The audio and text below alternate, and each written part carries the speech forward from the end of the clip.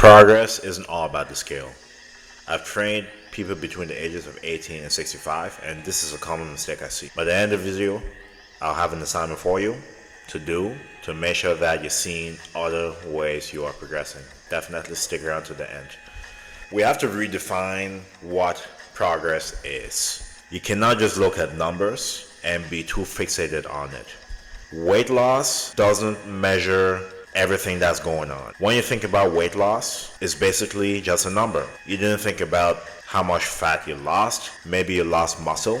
Maybe you lost water. You don't really know. So you cannot just base every metric of progress only by the scale weight or only by weight loss. Okay? Your health journey begins and will continue with how you feel mentally, emotionally, and physically. So you want to look at those type of wins as well. Not just how you look physically, but how you feel and how you're performing. We have to find other ways to celebrate success. And a good way to go about it is find things that aren't scale wins.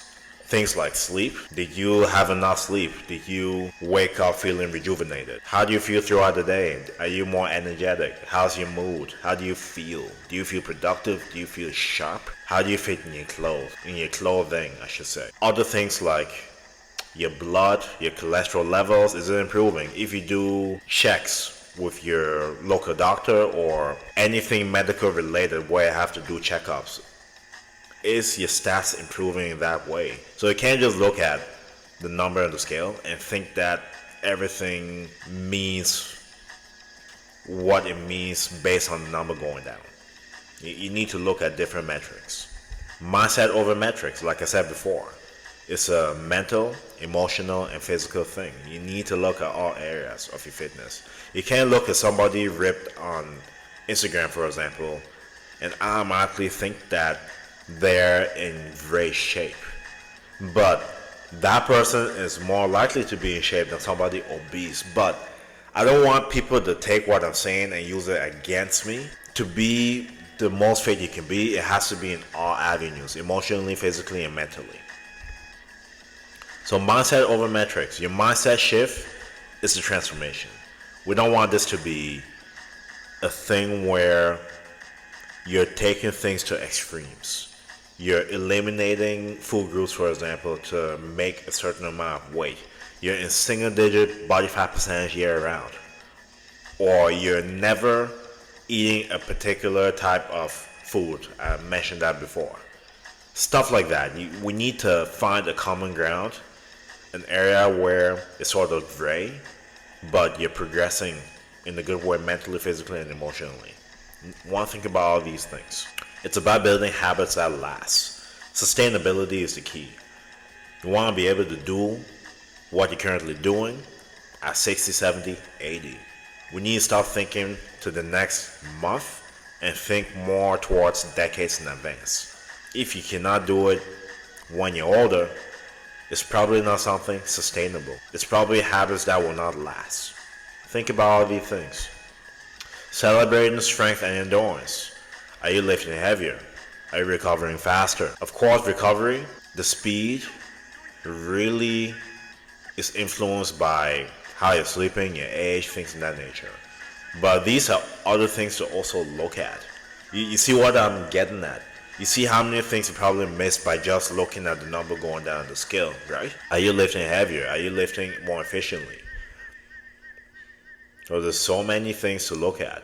Body composition versus body weight. When you step on the scale and it gives you a number, you don't know how much body fat percentage you have. You don't know if you lost any fat. You don't know if you lost muscle.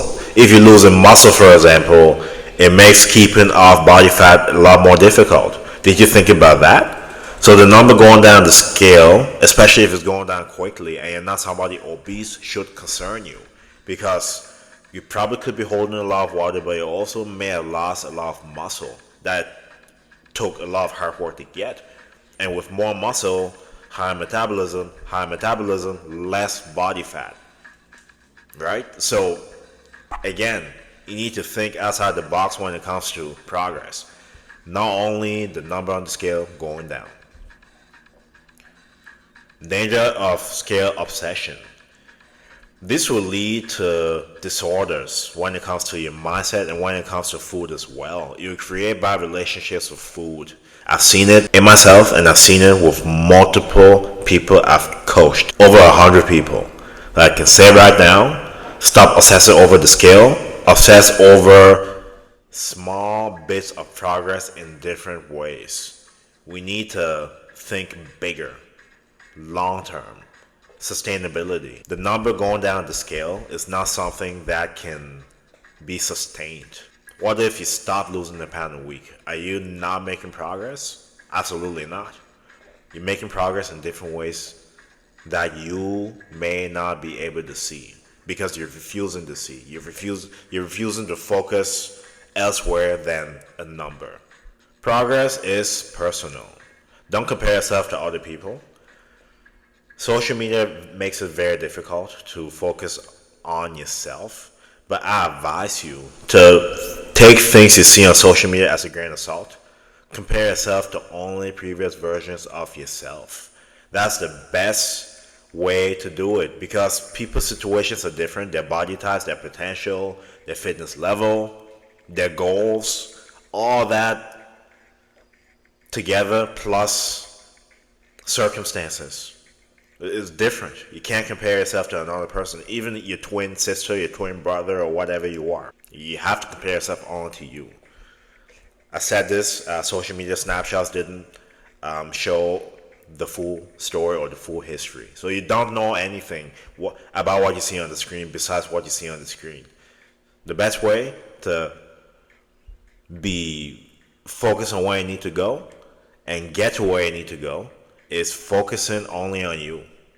Focus on the things you've done well, the things you can improve. Everybody else, I hate to say it, doesn't matter. You need to focus on yourself when it comes to your fitness. It's personal. Encouragement and empowerment. Remind yourself that you're amazing. Okay? Your audience in this case is you. Remind yourself that you're amazing. Remind yourself how far you've come. Remind yourself also where it came from. What things you endured and overcame to get to this point. Stop with the comparing yourself, the defeating yourself because the scale didn't go down. You saw somebody that looked better than you. You saw someone that benched more, squatted more, whatever the case may be. You have to reinforce the things you've done to allow yourself to move forward to the next goals you set.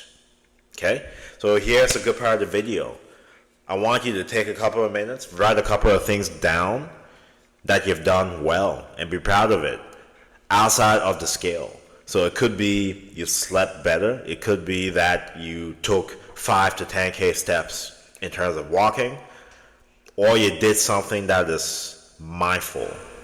You did meditation or whatever the case may be. Take a couple of minutes, write the things down that you think you did well, reflect on it, and be proud of it.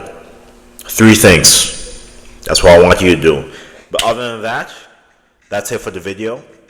I created a group that basically helps people working 60 to 80 hours to streamline fitness without making it a hassle. You don't need to be in the gym every day. You don't need to make this your whole life. That's what the group is for.